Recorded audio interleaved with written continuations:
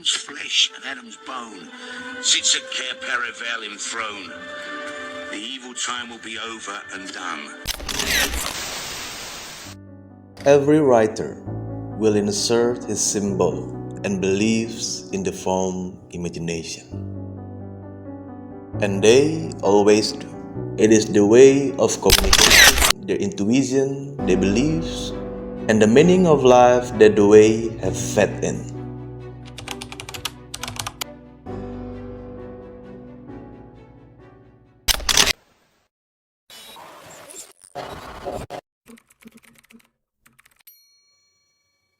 Dalam video kali ini saya akan mengucapkan kepada seluruh teman-teman Kristen yang ada di sini, baik itu subscriber atau hanya sekedar nonton doang. Selamat Natal untuk kalian. Semoga damai Natal menyertai kalian. Jadi orang-orang yang penuh dengan ketulusan dan penuh dengan cinta untuk saling merangkul satu dengan yang lain tanpa melihat perbedaan. Terima kasih telah menjadi bagian dari channel ini. Kita bukan musuh, kita adalah saudara sebangsa dan setanah air. Tidak ada sesuatu yang perlu diributkan mengenai persoalan-persoalan yang berkaitan dengan keagamaan. So, sekali lagi, Merry Christmas and Happy New Year. Dalam video special edition Natal kali ini saya akan mengangkat sebuah novel yang telah difilmkan oleh Walt Disney dan Walden Media, yaitu The Chronicles of Narnia.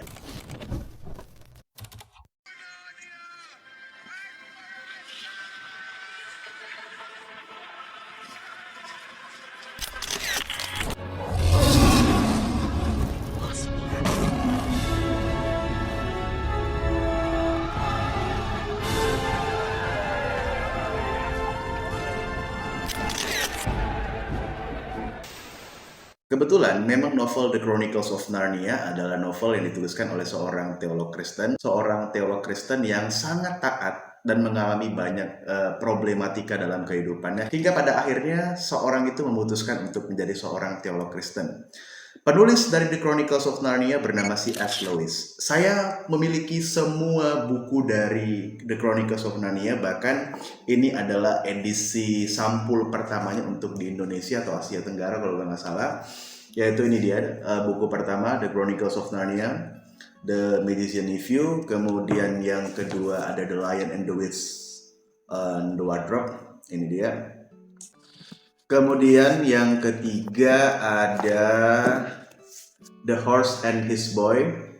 Kemudian yang keempat Prince Caspian. Kemudian yang kelima The Voyage of the Dawn Treader. Yang keenam The Silver Chair. Yang ketujuh ini bukan Sherlock Holmes. Yang ketujuh ini dia, The Last Battle. Jadi saya memiliki semua buku The Chronicles of Narnia. Saya memiliki novel The Chronicles of Narnia. Oke, dalam video kali ini saya akan membahas alegori-alegori Kristen atau simbol-simbol Kristen yang dituliskan dalam buku atau novel The Chronicles of Narnia. Dalam video kali ini saya akan menyampaikan sesuatu dengan data, sesuatu yang fakta yang disampaikan sendiri oleh penulis novel The Chronicles of Narnia, yaitu Clive Staples Lewis, yang dikutip juga oleh seorang yang menjadi bagian dari C.S. Lewis Institute, yaitu Kristen Detsfield, yang mengatakan bahwa memang The Chronicles of Narnia dituliskan oleh C.S. Lewis penuh dengan simbol dan alegori Kristen. Ini menarik ya Bapak Ibu. C.S. Lewis telah menuliskan 60 buku totalnya kurang lebih, buku yang dituliskan untuk orang dewasa berupa buku-buku teologi Kristen, kemudian juga buku-buku fiksi dan lain sebagainya. Namun ada 7 buku yang dituliskan oleh C.S. Lewis yang ditujukan untuk anak-anak dan remaja. Malah buku itu yang paling populer dan paling fenomenal, yaitu buku The Chronicles of Narnia.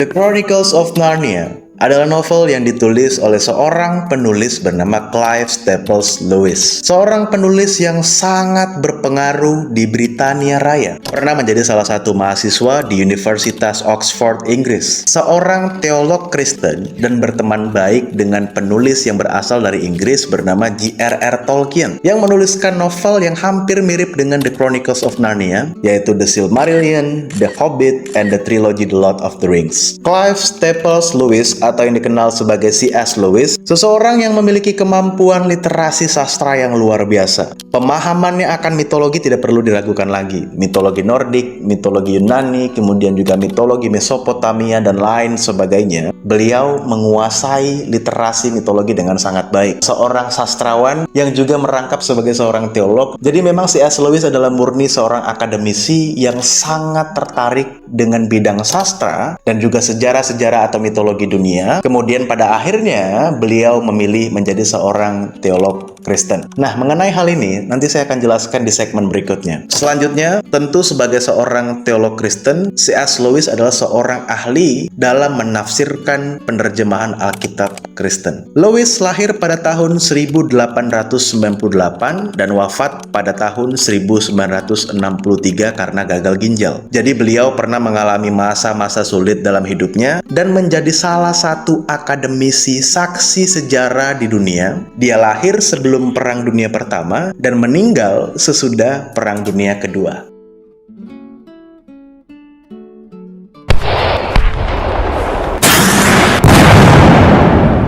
Clive Staples Lewis adalah seorang akademisi yang hidup dan menjadi saksi sejarah yang menuliskan berbagai pandangannya mengenai dunia, mengenai sastra, dan kemudian juga menuliskan buku-buku teologi apologetika dan lain sebagainya berdasarkan apa yang dialami sepanjang masa hidupnya. Mengapa saya mengambil tema dari novel The Chronicles of Narnia untuk special edition Christmas? Ya karena saya memang mengetahui bahwa novel ini dituliskan oleh C.S. Lewis, ya tujuannya sebagai novel fiksi Kristen dan penuh dengan simbol-simbol dan alegori Kristen. Dan kalau memang Anda tidak percaya, silakan cek data-data yang ada bahwa C.S. Lewis Institute juga meyakini dan mereka mengklaim berdasarkan data-data yang disampaikan oleh C.S. Lewis sendiri, buku ini memang dituliskan berdasarkan alegori dan simbolik-simbolik Kristen. Beberapa karya-karya besar atau buku-buku yang ditulis oleh C.S. Lewis yaitu buku Mere Christianity, buku Apologetika Kristen, kemudian The Screwtape Letters yang juga buku berisi apologetika Kristen. Selanjutnya buku dengan judul The Great Divorce yaitu buku teologisnya mengenai pandangan konsepsi Kristen mengenai surga dan neraka. Novel The Chronicles of Narnia karya C.S. Lewis sebenarnya terbagi menjadi dua bagian.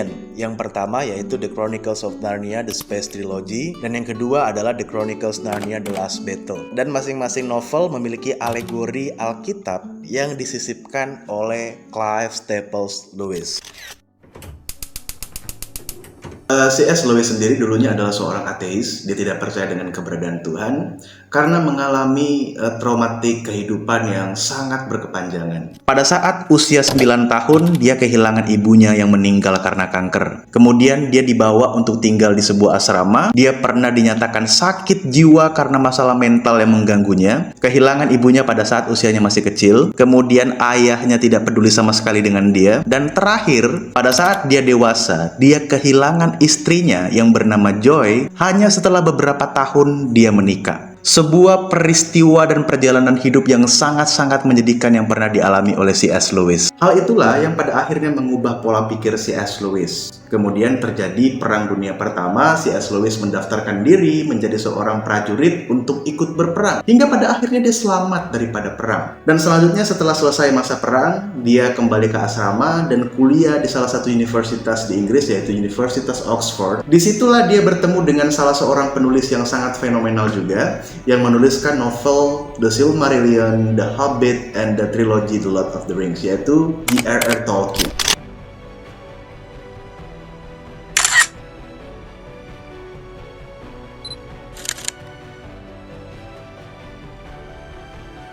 Penulis buku The Lord of the Rings yaitu J.R.R. Tolkien lah yang memberikan pemahaman kekristenan dan meyakinkan C.S. Lewis bahwa Tuhan itu ada, dan dia sering berdiskusi dengan Tolkien mengenai mitologi Nordik, mitologi Yunani, mitologi Mesopotamia dan lain sebagainya, hingga pada akhirnya dia menuliskan buku The Chronicles of Narnia. Our world, our Narnian lives depend on it. Think of the lost souls we're here to save. Lihat penggambaran film pertama The Chronicles of Narnia. di dalam novel itu buku nomor 2 dengan judul The Lion, the Witch, and the Wardrobe. Latar belakang ceritanya mengambil sebuah peristiwa di mana keluarga Pevensie pada akhirnya memutuskan untuk mengungsikan anak-anaknya ke sebuah pedesaan kecil agar tidak terlibat dalam perang atau terhindar dari bahaya perang.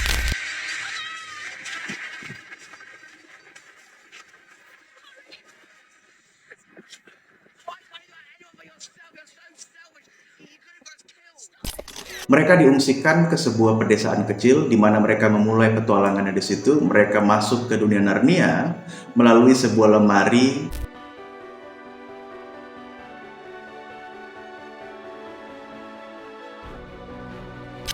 Hal itu sebenarnya sebuah penggambaran peristiwa yang pernah dialami oleh C.S. Lewis sendiri. Maka kalau kita lihat dialog dalam novel Narnia atau film Narnia, Lucy Pevensie selalu merindukan ibunya dan Edmund kerap kali berontak dengan Peter karena Peter tidak menggambarkan seorang ayah yang baik pada awalnya.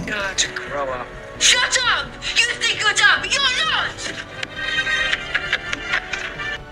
Edmund dan Lucy adalah penggambaran the other side dari C.S. Lewis yang merindukan figur ayah dan ibunya. Dalam kisah The Chronicles of Narnia, Edmund pada akhirnya menerima Peter sebagai kakak sulung setelah Peter berjuang untuk menyelamatkan dirinya saat dia terjebak oleh tipu daya Jadis atau seorang penyihir yang jahat di dunia Narnia. C.S. Lewis sendiri dulunya sangat benci dengan sebuah eksistensi Tuhan atau cerita-cerita mengenai keberadaan Tuhan dan lain sebagainya. Dia menganggap Tuhan itu tidak ada. Dia orang yang sangat rasional, sangat logik, dan sangat materialistik. Dia mempertanyakan hal-hal yang rasional terhadap teman-teman di sekolah, baik sebagai seorang siswa maupun mahasiswa di Oxford University.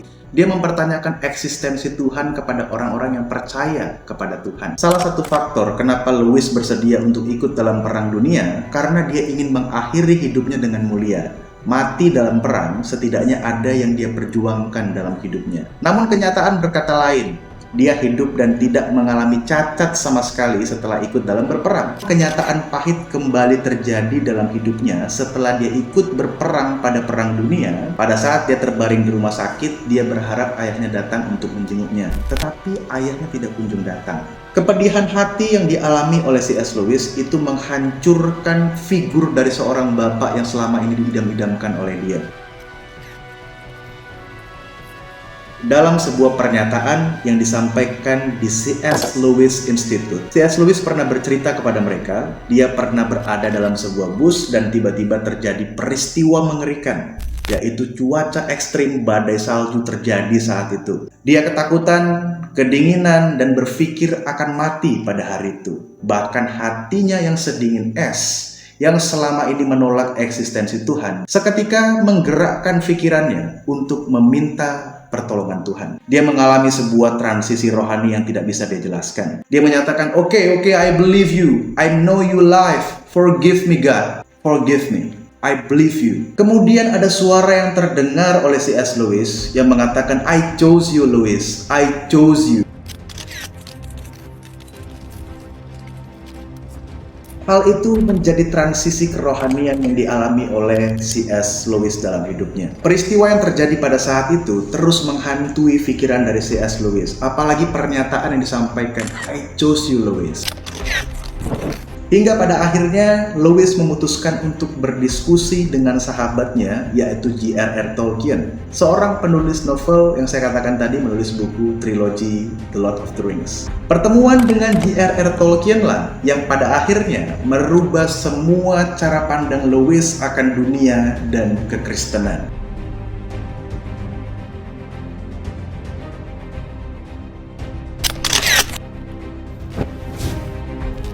Profesor Diggory yang memiliki lemari tua yang menghubungkan keluarga Pevensie ke dunia Narnia dan telah lebih dulu masuk ke dunia Narnia, menggambarkan sebuah penggambaran dari J.R.R. Tolkien, yaitu sahabat dari C.S. Lewis sendiri. You have, yes. What character is this? I made you the old man in the house who created the wardrobe that leads into Narnia, this magical realm. Like you are the creator of Narnia. Karena Tolkien lah yang membawanya masuk menemukan jalan kebenaran yang dia yakini dalam agama Katolik, dunia baru yang tidak pernah dia temukan dalam hidupnya, namun pada akhirnya dia temukan melalui sahabatnya sendiri. Dalam hal ini adalah sebuah pertobatan. Maka itu dia menggambarkan Profesor Diggory, figurnya adalah J.R.R. Tolkien, yang membawa dia masuk ke jalan atau sebuah dunia yang tidak pernah terbayangkan oleh dia. Karakter Aslan, sang singa agung, diambil dari bahasa Turki yang artinya adalah singa. Singa yang melambangkan keagungan, kekuasaan, dan raja yang penuh karisma. Aslan di dalam novel Narnia adalah sebuah alegori Jesus Christ. Di dalam buku pertama The Chronicles of Narnia dengan judul Magician Nephew, Aslan lah yang menciptakan dunia Narnia. Maka itu ada sebuah scene dalam film atau sebuah peristiwa yang tertuliskan dalam novel. Pada saat itu Lucy Pevensie bertanya kepada Aslan pada saat dia berkorban untuk menebus kesalahan Edmund terhadap Jadis. Lucy bertanya, "Kenapa kau mengorbankan dirimu? Aku berpikir kau sudah mati." Lalu Aslan menjawab Lucy, "Sebelum dia ada,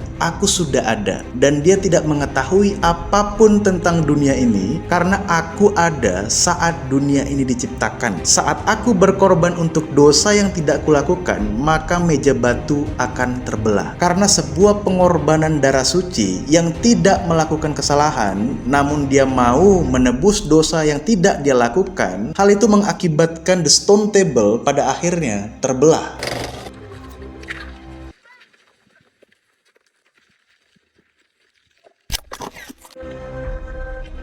Karena ada sebuah pengorbanan darah suci yang seharusnya tidak dikorbankan untuk menebus kesalahan yang tidak dia lakukan. And when a willing victim who has committed no treachery is killed in a traitor's stead, the stone table will crack, and even death itself would turn backwards. Kalimat yang disampaikan oleh Aslan tersebut adalah kalimat yang pernah disampaikan oleh Yesus sendiri dan tertulis di dalam Alkitab Kristen.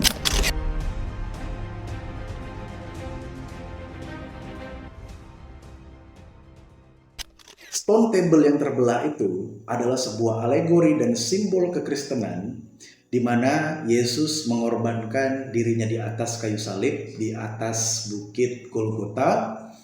Kemudian dalam tradisi keimamatan Yahudi yang disampaikan oleh Musa, bahwa ada sebuah tradisi ibadah mereka, suku Lewi itu menjadi perantara antara umat manusia dengan Tuhan. Dibuatkan sebuah kemah suci, di dalamnya itu ada ruang Maha Kudus. Di dalam ruang Maha Kudus itu ada sebuah tabut perjanjian, kaki dian, dan lain sebagainya. Suku-suku Lewi yang terpilih itu akan menjadi perantara antara umat Yahudi dengan Tuhan. Jadi pada saat umat Yahudi ingin melakukan persembahan, korban bakaran, beribadah, melakukan pertobatan, itu akan diwakili oleh suku-suku Lewi yang terpilih yang menjadi imam-imam tertinggi yang akan mewakili mereka untuk bertemu dengan Tuhan.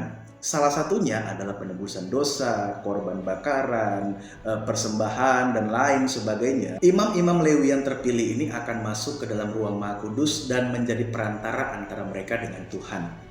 Jadi kira-kira seperti itu. Itu konsep tradisi keimamatan Yahudi berdasarkan apa yang disampaikan Musa dan diyakini oleh umat Yahudi dan diyakini juga oleh umat Kristen pada saat itu karena tertulis dalam Alkitab Perjanjian Lama. Nah, di dalam penebusan Yesus Kristus di atas kayu salib, umat Kristen meyakini bahwa keimamatan itu sudah selesai atau sudah berakhir.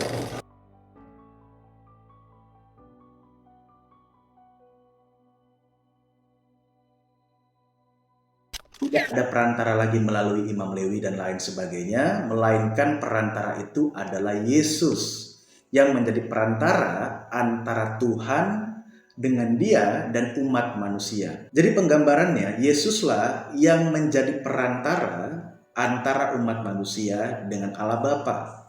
Tetapi Yesus itu juga Tuhan berdasarkan konsep teologi agama Kristen. Nah, pertanyaannya, kenapa Tuhan itu menginkarnasikan dirinya menjadi manusia, kemudian berkorban di atas kayu salib untuk menebus dosa umat manusia?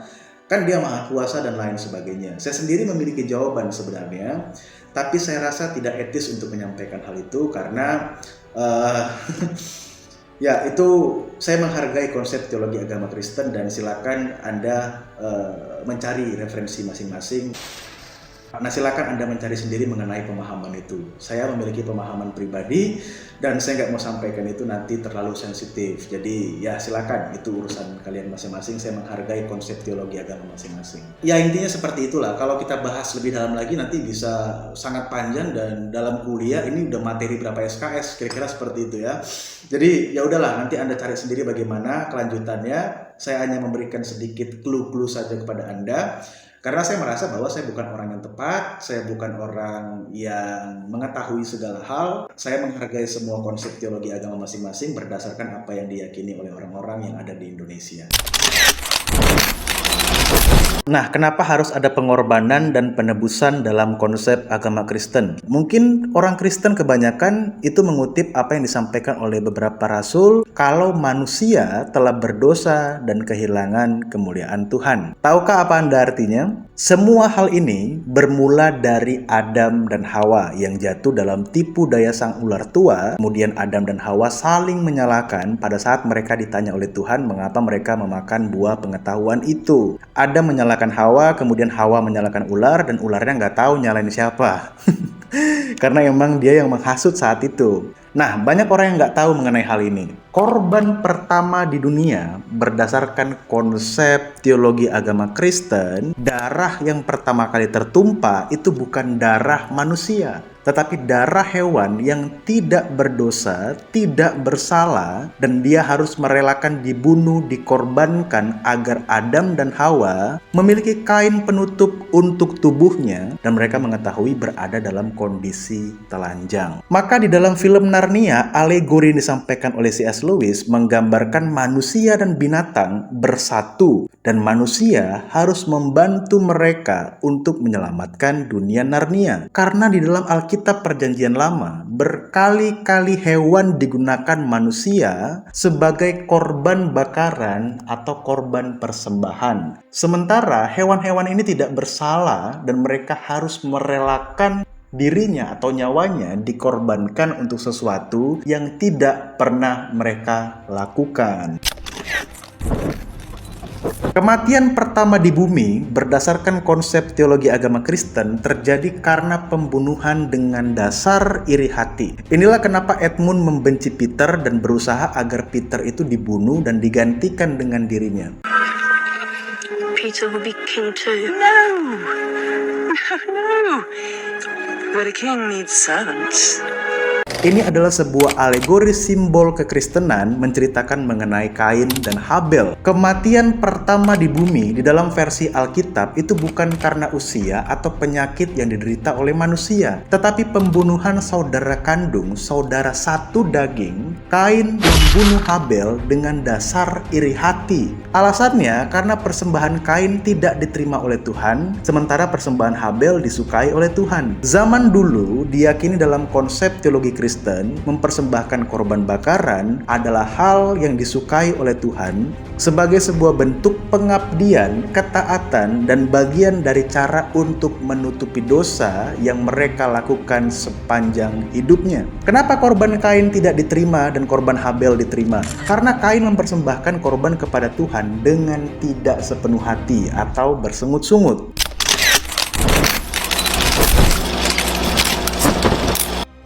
Inilah beberapa alegori Kristen yang disampaikan oleh C.S. Lewis dalam buku Narnia. Buku pertama menggambarkan penciptaan dunia dan jatuhnya dunia Narnia dalam dosa.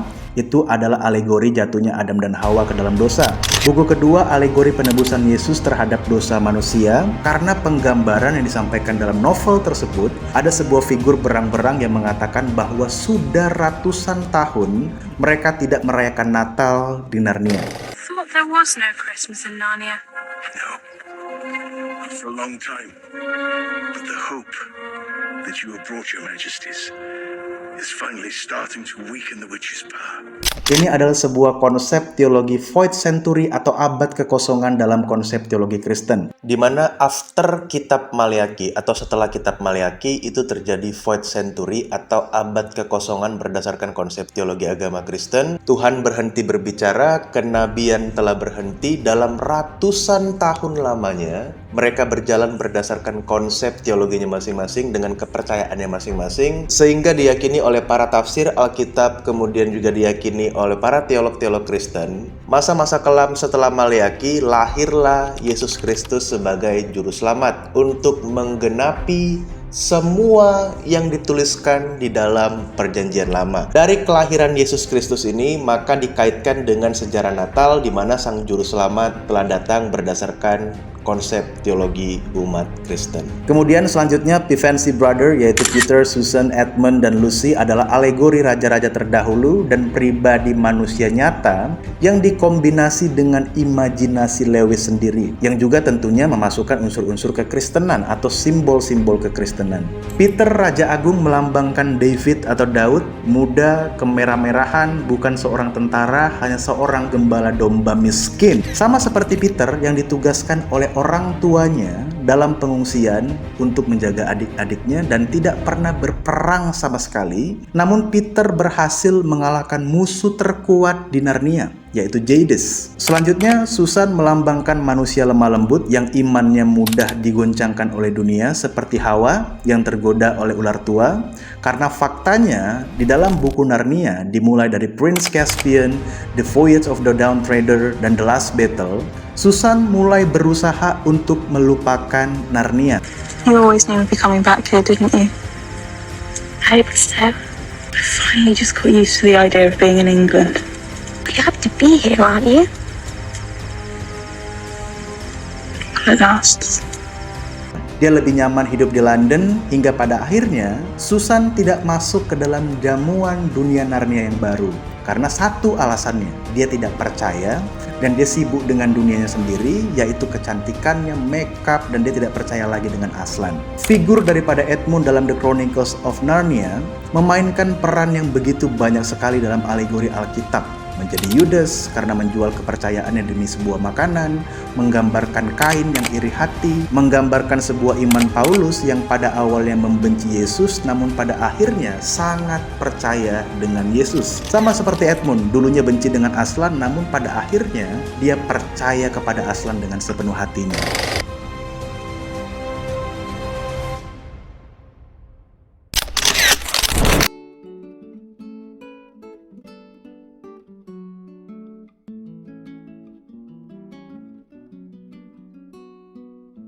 Saya akan tutup di segmen ini. Dalam novel The Chronicles of Narnia atau film Narnia dengan judul The Voyage the Dawn of the Treader, di situ pada saat ending filmnya, Lucy bertanya kepada Aslan, "Aslan, apakah aku akan kembali lagi ke Narnia?" Aslan menjawab kepada Lucy bahwa dia tidak akan kembali lagi ke Narnia karena dia sudah dewasa dan lain sebagainya. Namun Lucy bertanya lagi kepada Aslan, "Bagaimana jika seandainya aku merindukanmu dan aku ingin bertemu denganmu? Aku memiliki nama lain di duniamu dan kamu harus mengenal aku terlebih dahulu. Sehingga pada saat kamu sudah mengenalku, kamu akan menemukanku sama seperti kamu menemukanku di dunia Narnia. Aku memiliki nama lain di duniamu, namun di dunia ini aku bernama Aslan." In your world, I have another name. You must learn to know me by it. That was the very reason you were brought to Narnia.